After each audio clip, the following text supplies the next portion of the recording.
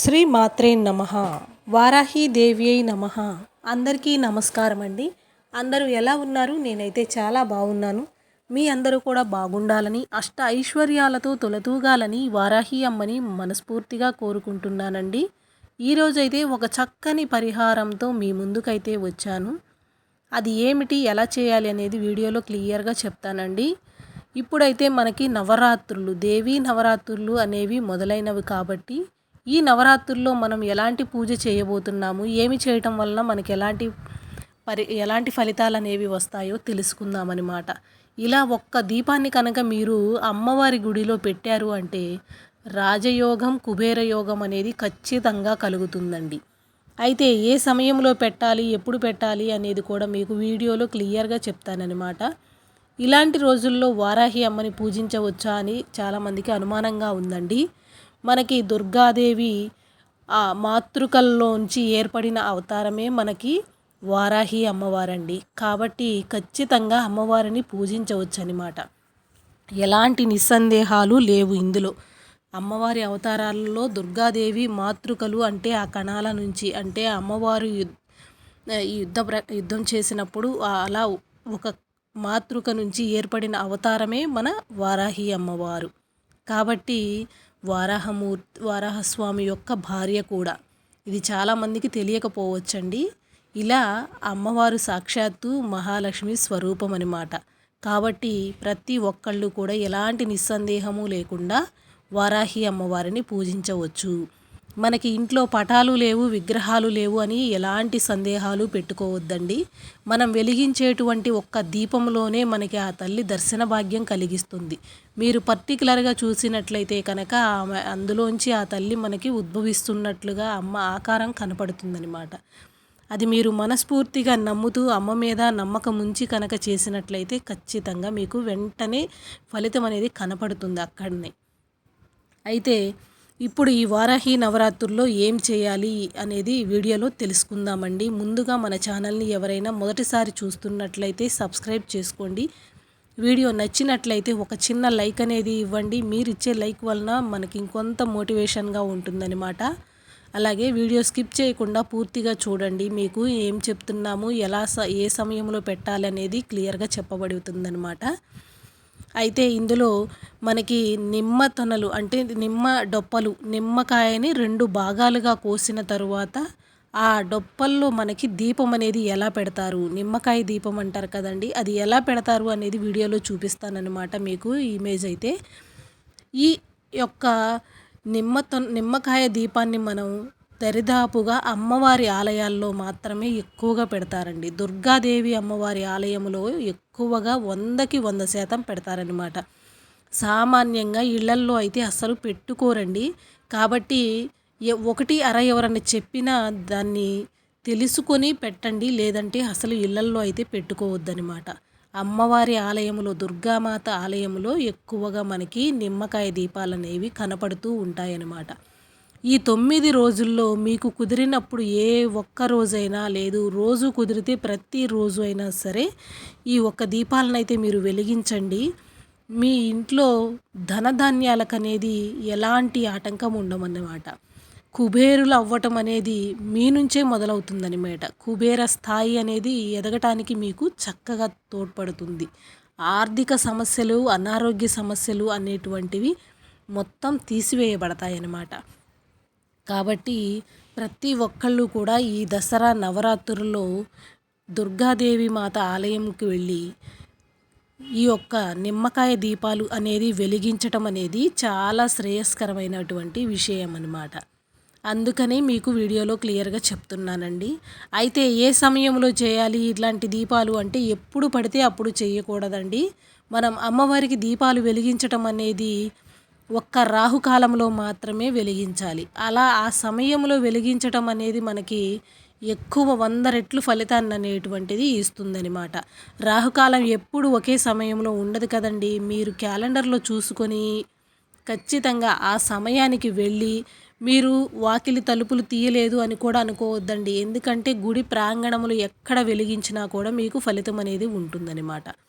నిమ్మకాయని రసం పిండేసి ఇలా ఫోల్డ్ చేసుకోవాలండి. బ్యాక్ వైపు చూసుకోండి, మీకు వీడియోలో అయితే నేను చూపిస్తున్నాను అనమాట. ఆవు నెయ్యితో చేయండి. ఎప్పుడైనా సరే మీరు నిమ్మకాయ దీపం అనేది ఆవు నెయ్యితో చేస్తే దానికి వచ్చే ఫలితం అనేది చాలా అద్భుతంగా ఉంటుందన్నమాట. కుదిరిన వాళ్ళు మనకి మామూలుగా ఒత్తులు కాకుండా తామర ఒత్తులు ఇట్లా దొరుకుతాయండి బయట. అలాంటి వాటితోటి ఆవు నెయ్యి వేసి నిమ్మకాయ దీపం కనుక రాహుకాలంలో వెలిగించినట్లయితే ఆ తల్లి యొక్క పూర్తి యొక్క అనుగ్రహం అనేది మీకు మీ కుటుంబానికి ఖచ్చితంగా దక్కి తీరుతుందనమాట. అందుకే ఇన్నిసార్లు ఇంతగా చెప్పడం జరిగిందండి. ఎవ్వరూ కూడా మిస్ చేసుకోకుండా మీకు మంచి ఫలితాలు కలగాలి అనుకుంటే మాత్రం రాహుకాలంలో నిమ్మకాయ దీపం అనేది ఖచ్చితంగా పెట్టవలసి ఉంటుంది. ఇట్లా నేను ఇప్పుడు వీడియోలో చూపిస్తున్న విధంగా ఉట్టిగా నిమ్మతొనల్ని వేసేసి ఇట్లా పెట్టడం కాకుండా చక్కగా మనకి ఆ నిమ్మకాయకి బొట్లు పెట్టుకోవాలండి. మీకు మళ్ళీ ఇంకో ఇమేజ్ చూపిస్తున్నాను. చక్కగా పసుపు రాసి బొట్లు పెట్టుకొని కొద్దిగా పసుపు కుంకుమ వేసుకొని పువ్వులతో అలంకరించి దీపాన్ని వెలిగించుకోవాలి. మనం ఎప్పుడైనా దీపం జ్యోతి పరబ్రహ్మ అని మనకి చెప్పి ఉన్నారండి పెద్దలు కూడా. శాస్త్రాల్లో కూడా చెప్పబడుతుంది. ముందుగా దీపాన్ని మనం పూజించి తర్వాత దేవునికి పెట్టుకోవాలి. అప్పుడే మనకి ఫలితం అనేది అధిక మొత్తంలో చక్కగా వస్తుందన్నమాట. మీకు ఇక్కడ ఈ ఇమేజ్లో అర్థమవుతుందండి. పసుపు రాసి బొట్లు పెట్టి పువ్వులతో అలంకరించాలి చక్కగా. అసలు అది చూడగానే ఆ తల్లి మన ఇంట్లో మన వెంట వచ్చేసిందేమో అనేటువంటి ఫీలింగ్ రావాలన్నమాట. అంత చక్కగా అలంకరించుకొని దీపాలని పెట్టడం వలన మన కోరిక అనేది తొందరగా తీరుతుంది. మన కష్టాలు అనేవి త్వరగా తీరిపోతాయి అన్నమాట. ఆర్థిక సమస్యలు తొలగిపోతాయి. మీరు ఇలా 9 రోజులు కూడా రాహుకాలంలో వెలిగించినట్లయితే మీరు ఏదైతే కోరుకుంటారో ఆ కోరిక అనేది ఖచ్చితంగా జరిగి తీరుతుందండి. ఇందులో ఎలాంటి నిస్సందేహము కూడా లేదనమాట. మీరు ప్రయత్నించి చూసి జరగకపోతే అప్పుడు మీరు కామెంట్ చేయవచ్చండి. ఎందుకంటే ఈ 9 రోజుల్లో ఆ అమ్మవారు మన యొక్క కోరికలు మన యొక్క కష్టాలు అనేటువంటివి తీర్చడం కోసం ప్రత్యేకంగా ఆ తల్లి సంచరిస్తూ ఉంటారనమాట. కాబట్టి దుర్గాదేవి ఆలయంలో ఎవ్వరూ కూడా మర్చిపోకుండా ఈ 9 రోజులు కుదిరితే కనుక రాహుకాలంలో నిమ్మకాయ దీపాన్ని అనేది వెలిగించండి. ఇలా రోజుకి ఎన్ని వెలిగించాలి అని కొంతమందికి సందేహం రావచ్చండి. చేయగలము పెట్టగలము అనుకున్న వాళ్ళు ప్రతిరోజు కూడా 5 కానీ 9 కానీ పెట్టండి. లేదు అంటే మొదటి రోజు 1, రెండవ రోజు 2, మూడవ రోజు 3 ఇలా మనకి 9 రోజులు రోజు పెరిగే కొద్దికి ఒక్కొక్క నిమ్మ చెక్కను పెంచుకుంటూ అలా 9 డేస్ వరకు 9 పెట్టుకునే వరకు చేసుకోవచ్చు అన్నమాట.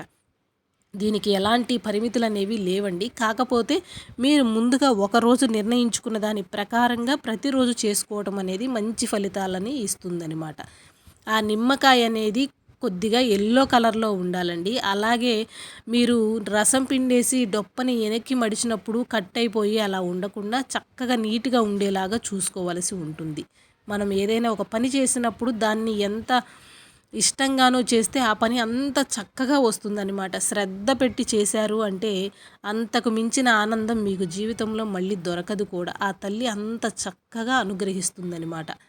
కాబట్టి గుర్తుపెట్టుకోండి, నిమ్మ చెక్కలనేవి చక్కగా నీట్గా ఉండాలి. అంటే కట్ అయిపోయి కాకుండా పసుపు కుంకుమలతో అలంకరించి పువ్వులతో చక్కగా పేర్చి పెట్టుకున్న తర్వాత దీపాన్ని రాహుకాలంలో ఆ దుర్గామాత ఆలయంలో వెలిగించండి. మీకు అందరికీ కూడా అర్థమైందని అనుకుంటున్నానండి. ఈ దీపాన్ని ఎలా పెట్టాలి ఏ సమయంలో అనేది.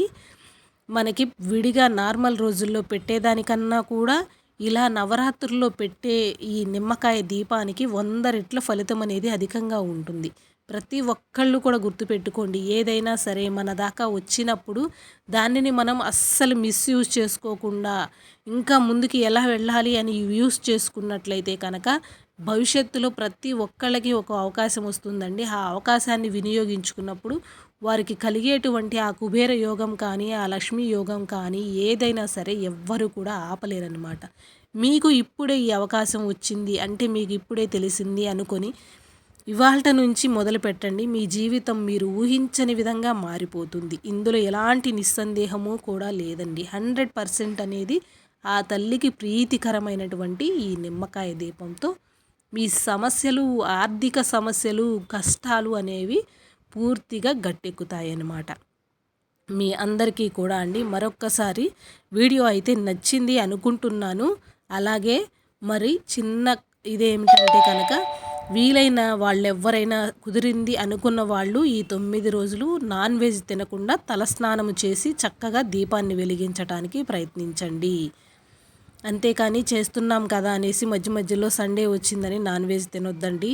ఈ 9 రోజులు కూడా తినకుండా ఉండటానికే ప్రయత్నించండి. మీరు ఇలా నిమ్మకాయ దీపం పెట్టదలుచుకుంటే తలస్నానం చేసి వెళ్ళి మీ కోరికని మనసులో అమ్మవారికి సంకల్పం చెప్పుకొని తరువాత ఈ విధంగా దీపాలనేది వెలిగించవచ్చు. గుడి ప్రాంగణంలో ఎక్కడైనా వెలిగించండి, ఎలాంటి ఇబ్బంది లేదు. మీరు గర్భగుడిలో అమ్మవారి ఎదుటే అని కాదు, ఆ చక్కగా అక్కడ ఎక్కడ వెలిగించినా కూడా ఆ ఫలితం అనేది మీకు పూర్తిగా వస్తుంది కదా. కాబట్టి అందరికీ ఈ వీడియో నచ్చింది అనుకుంటున్నానండి. నచ్చితే కనుక ఒక చిన్న లైక్ అనేది ఇవ్వండి. మరి కొంతమందికి మన వీడియో షేర్ అయితే కొంతమందికి మంచి జరిగినా మన వంతు సాయం మనం ఎదుటివారికి చేసినట్టే అవుతుంది. కాబట్టి ఒక లైక్ అనేది ఇవ్వండి. Thanks for watching this video. స్వస్తి.